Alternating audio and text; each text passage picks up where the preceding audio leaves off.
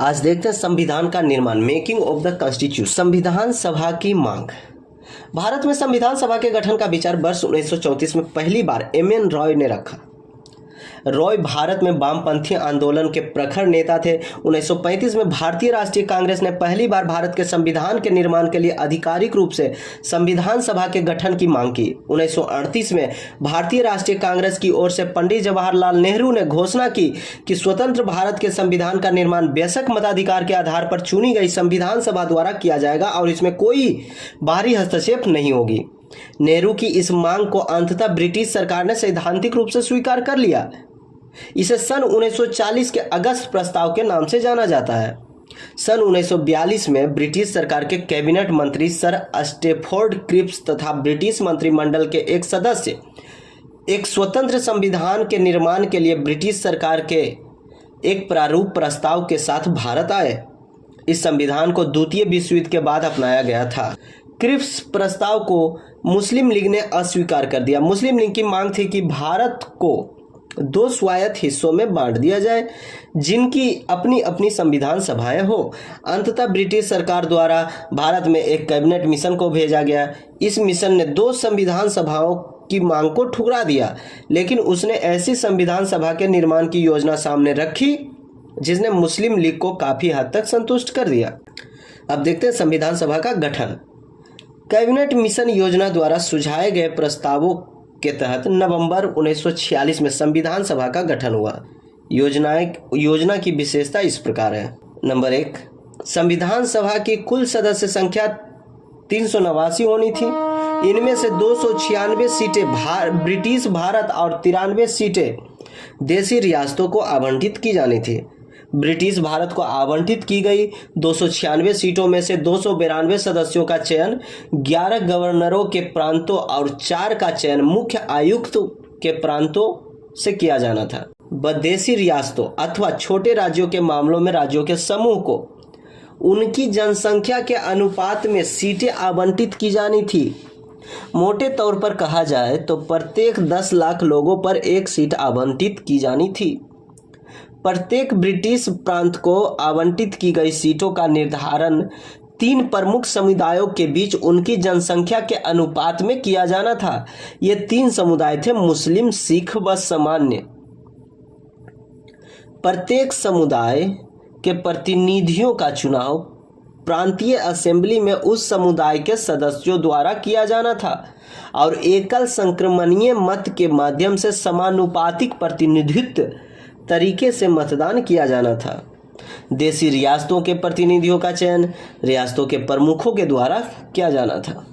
अतः यह स्पष्ट था कि संविधान सभा आंशिक रूप से चुनी हुई और आंशिक रूप से नामांकित निकाय थी।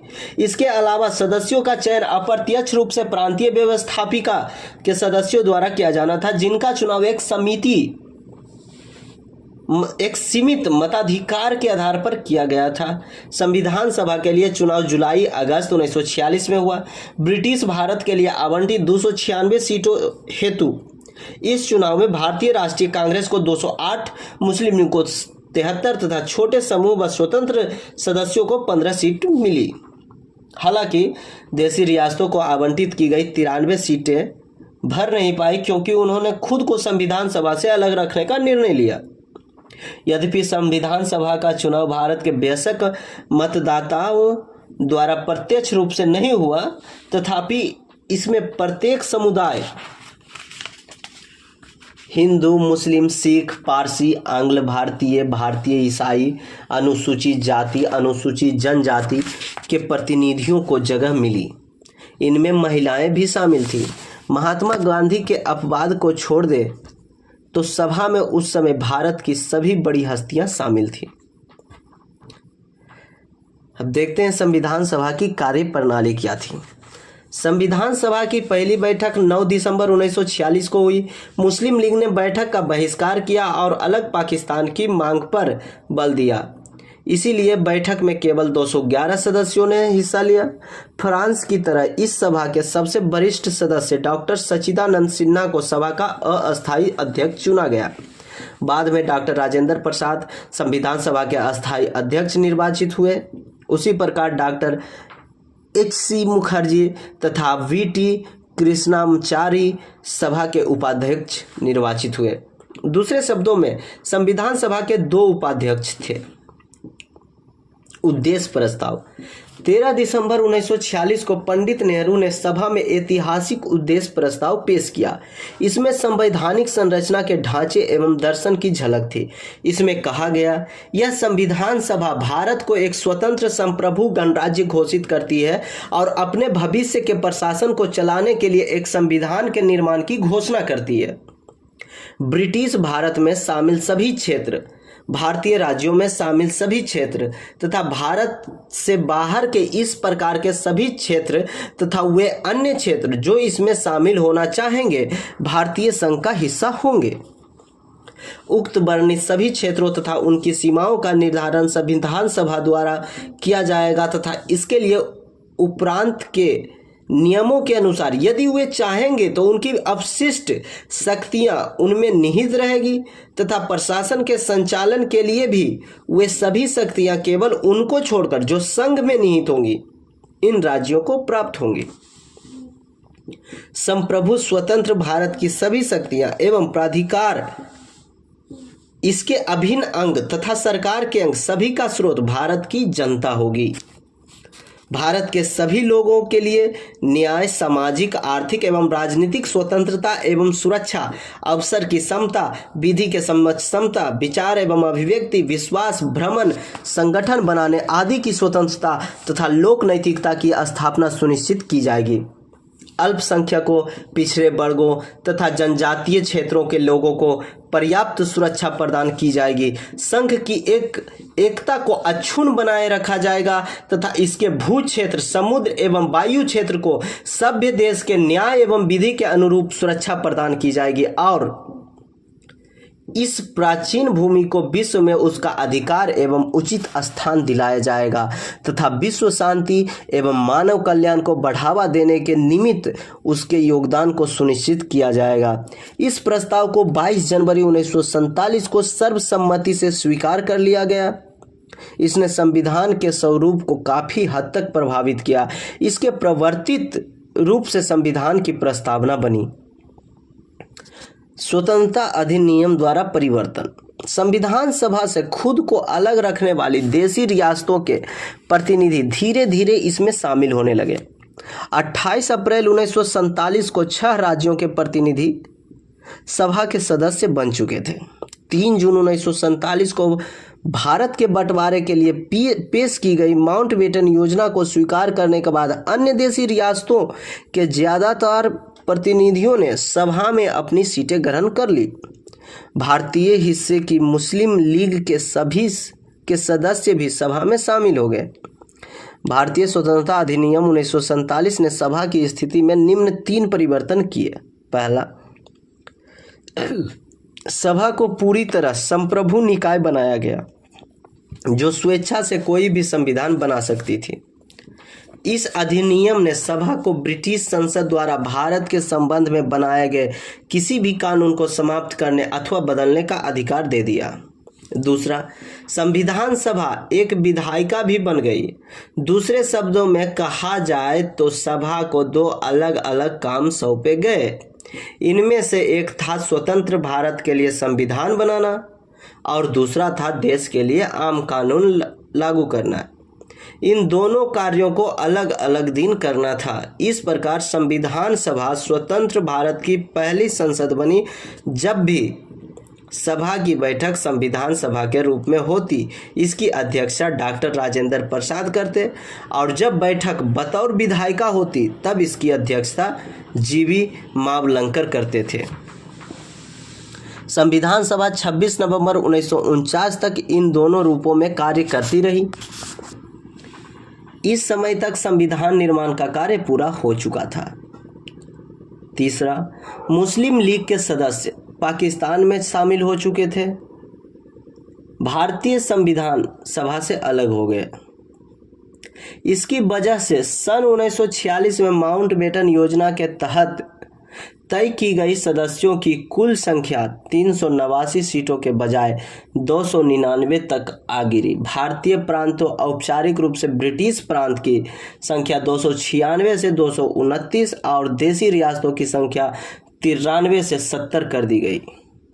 31 दिसंबर 1947 को राज्यवार सदस्यता को तालिका संख्या 2.4 में प्रस्तुत किया गया है।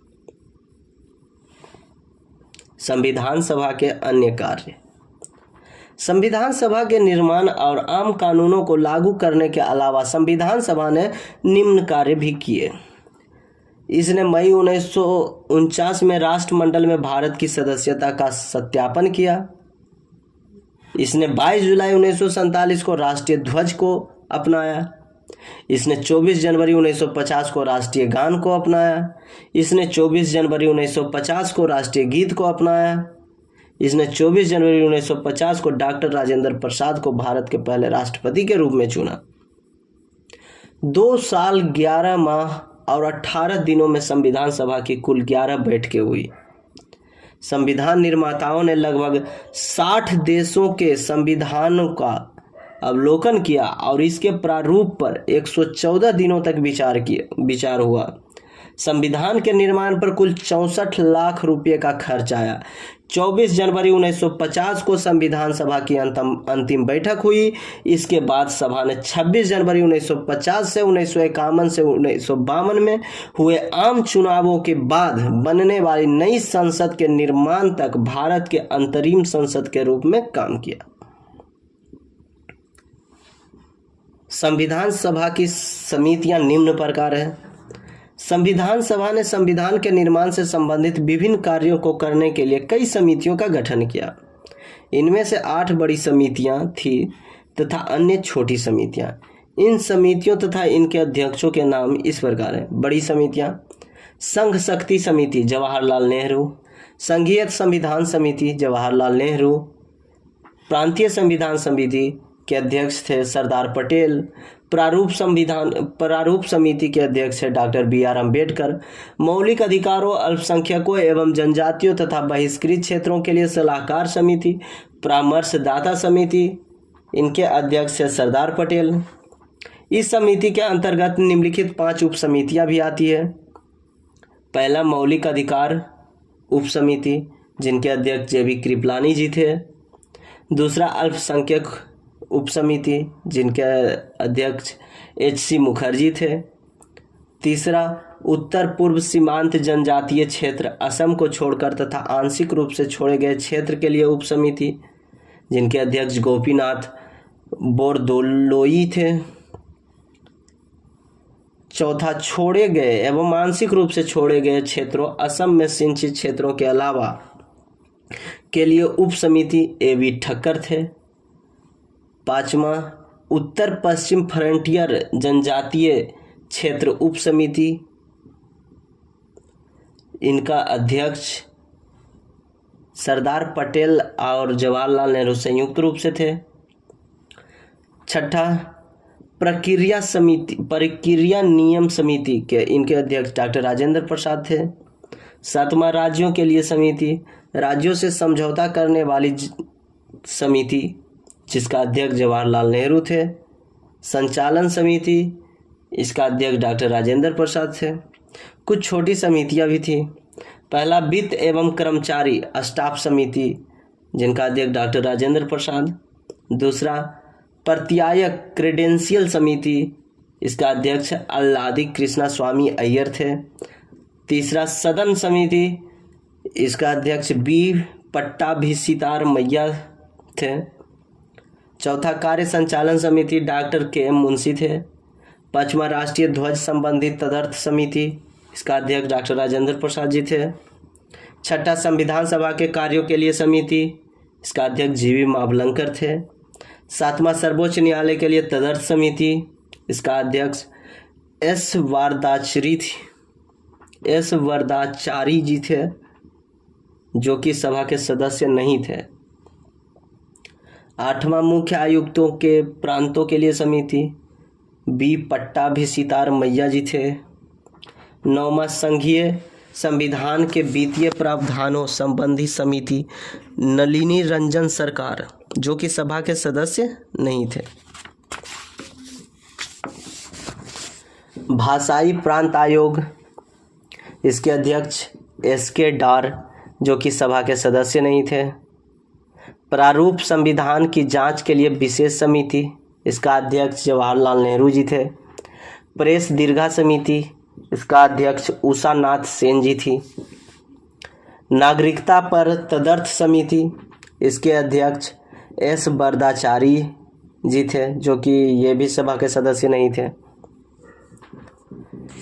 चलिए अब देखते हैं प्रारूप समिति। प्रारूप समिति क्या है? संविधान सभा की सभी समितियों में सबसे ज्यादा महत्वपूर्ण थी प्रारूप समिति। इसका गठन 29 अगस्त 1947 को हुआ था। यह वह समिति थी जिसे नए संविधान का प्रारूप तैयार करने की जिम्मेदारी सौंपी गई थी। इसमें 7 सदस्य थे, जिनके नाम इस प्रकार हैं। पहला डॉक्टर B.R. अम्बेडकर, जो कि समिति का अध्यक्ष थे और इनके सदस्य थे। दूसरा N. गोपाल स्वामी अयंगर। तीसरा अल्लादी कृष्णा स्वामी अय्यर। चौथा डॉक्टर K. मुंशी। पांचवा सैयद मोहम्मद सादुल्ला। छठा N. माधवराव। इन्होंने B.L. मित्र की जगह ली, जिन्होंने स्वास्थ्य कारणों से त्यागपत्र दे दिया था। सातवां T.T. कृष्णामचारी। इन्होंने सन 1948 में D.P. खेतान के मृत्यु के बाद उनकी जगह ली थी। विभिन्न समितियों के प्रस्तावों पर विचार करने के बाद प्रारूप समिति ने भारत के संविधान का पहला प्रारूप तैयार किया। इसे फरवरी 1948 में प्रकाशित किया गया। भारत के लोगों को इस प्रारूप पर चर्चा करने और संशोधनों का प्रस्ताव देने के लिए 8 माह का समय दिया गया। लोगों की शिकायतों, आलोचनाओं और सुझावों के परिप्रेक्ष्य में प्रारूप समिति ने दूसरा प्रारूप तैयार किया, जिसे अक्टूबर 1948 में प्रकाशित किया गया। प्रारूप समिति ने अपना प्रारूप तैयार करने से 6 माह से भी कम का समय लिया। इस दौरान इसकी कुल 141 बैठक हुई। अब देखते हैं संविधान का प्रभाव में आना। संविधान कब से प्रभाव में आया? Doctor B.R. अम्बेडकर ने सभा में 4 नवंबर 1948 को संविधान का अंतिम प्रारूप पेश किया। इस बार संविधान पहली बार पढ़ा गया।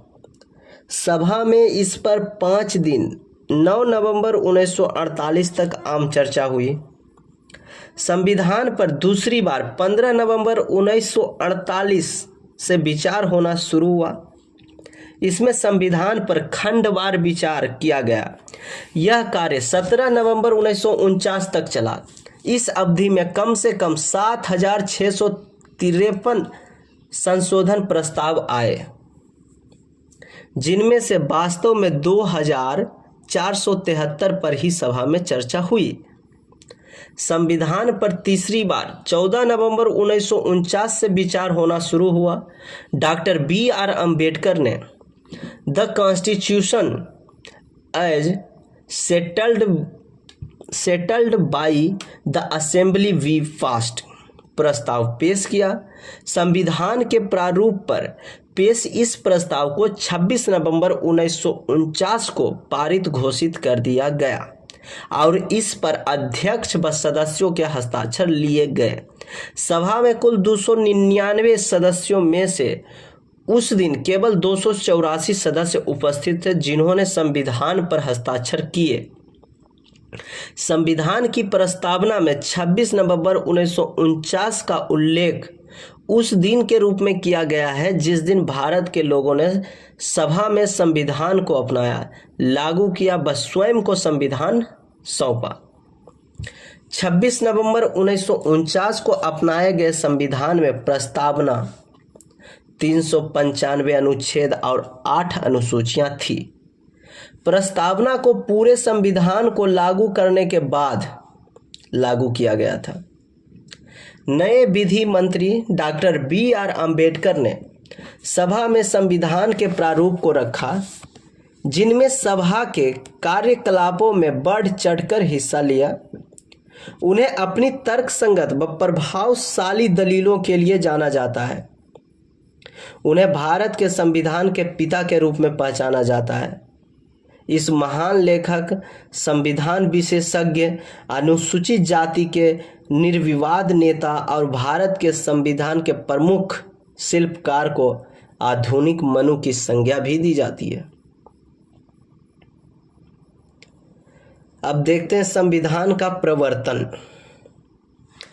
26 नवंबर 1949 को नागरिकता चुनाव तदर्थ संसद अस्थायी व परिवर्तनशील नियम तथा छोटे शीर्षकों से जुड़े कुछ प्रावधान अनुच्छेद 5, 6, 7, 8, 9, 60, 324, 366, 367, 379, 380, 388, 391, 392 और 393 स्वतः ही लागू हो गए। संविधान के शेष प्रावधान 26 जनवरी 1950 को लागू है। इस दिन को संविधान की शुरुआत के दिन के रूप में देखा जाता है और इसे गणतंत्र दिवस के रूप में मनाया जाता है। इस दिन को संविधान की शुरुआत के रूप में इसीलिए चुना गया क्योंकि इसका अपना ऐतिहासिक महत्व है। इस दिन 1930 में भारतीय राष्ट्रीय कांग्रेस के लाहौर अधिवेशन दिसंबर 1929 में पारित हुए संकल्प के आधार पर पूर्ण स्वराज्य दिवस मनाया गया था। संविधान की शुरुआत के साथ ही भारतीय स्वतंत्रता अधिनियम 1947 और भारत शासन अधिनियम 1935 को समाप्त कर दिया गया। हालांकि abolition of privy council jurisdiction act 1949 लागू रहा। कांग्रेस की कुछ विशेषज्ञ समिति थी जिसके बारे में अभी हम आपको बताने जा रहे हैं। संविधान सभा के लिए चुनाव हो रहे थे।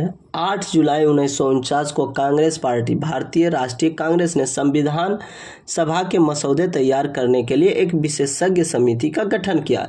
इसके निम्नलिखित सदस्य थे। पहला जवाहरलाल नेहरू, दूसरा थे एम आसफ अली, तीसरा के एम मुंशी, चौथा एन गोपाल स्वामी अयंगर, पांचवा के टी सेठ, छठा डी आर गाडगिल, सातवां हुमायूं कबीर, आठवां के संथानम। बाद में सभापति के प्रस्ताव पर कृष्ण कृपलानी को समिति के सदस्य एवं संयोजक के रूप में सहयोजित या शामिल कर लिया गया। समिति की 2 बैठकें हुई।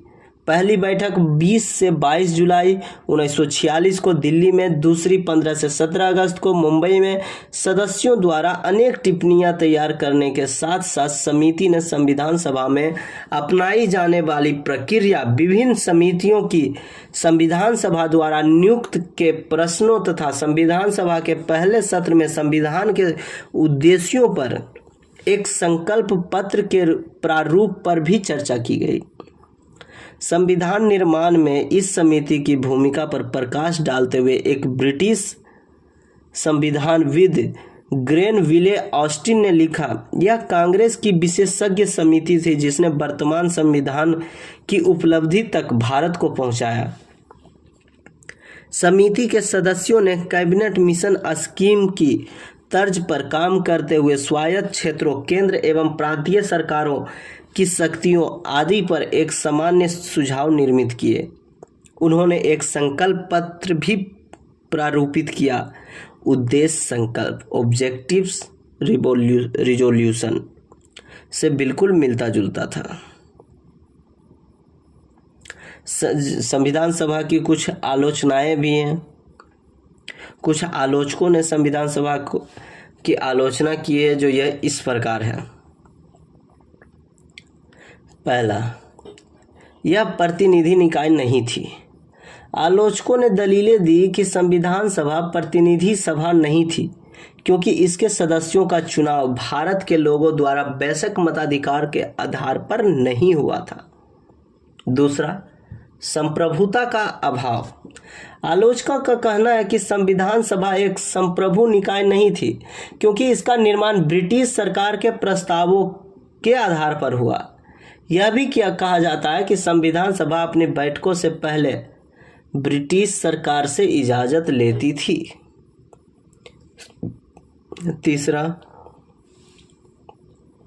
तीसरा आलोचकों ने समय की बर्बादी भी कहा है। आलोचकों के अनुसार संविधान सभा ने इसके निर्माण में ज़रूरत से कहीं ज़्यादा समय ले लिया। उन्होंने कहा कि अमेरिका के संविधान निर्माताओं ने मात्र 4 माह में अपना काम पूरा कर लिया था। निराउजुद्दीन अहमद संविधान सभा के सदस्य ने इसके लिए अपनी अवमानना दर्शाने के लिए प्रारूप समिति हेतु एक नया नाम गढ़ा। उन्होंने इसे अपवहन समिति कहा। चौथा, कांग्रेस का प्रभुत्व। आलोचकों का आरोप है कि संविधान सभा में कांग्रेसियों का प्रभुत्व था। ब्रिटेन के संविधान विशेषज्ञ ग्रेनविले ऑस्टिन ने टिप्पणी की कि संविधान सभा एक दलीय देश का एक दलीय निकाय है। सभा ही कांग्रेस है और कांग्रेस ही भारत है। पांचवा, वकीलों और राजनीतिज्ञों का प्रभुत्व। यह भी कहा जाता है कि संविधान सभा में वकीलों और नेताओं का बोलबाला था। उन्होंने कहा कि समाज के अन्य वर्गों को पर्याप्त प्रतिनिधित्व नहीं मिला। उनके अनुसार संविधान के आकार और उसकी जटिल भाषा के पीछे भी यही मुख्य कारण था। छठा, हिंदुओं का प्रभुत्व। कुछ आलोचकों के अनुसार संविधान सभा में हिंदुओं का वर्चस्व था। लॉर्ड विस्काउंट ने इसे हिंदुओं का निकाय कहा। इस प्रकार विंस्टन चर्चिल ने टिप्पणी की कि संविधान सभा ने भारत के केवल एक बड़े समुदाय का प्रतिनिधित्व किया।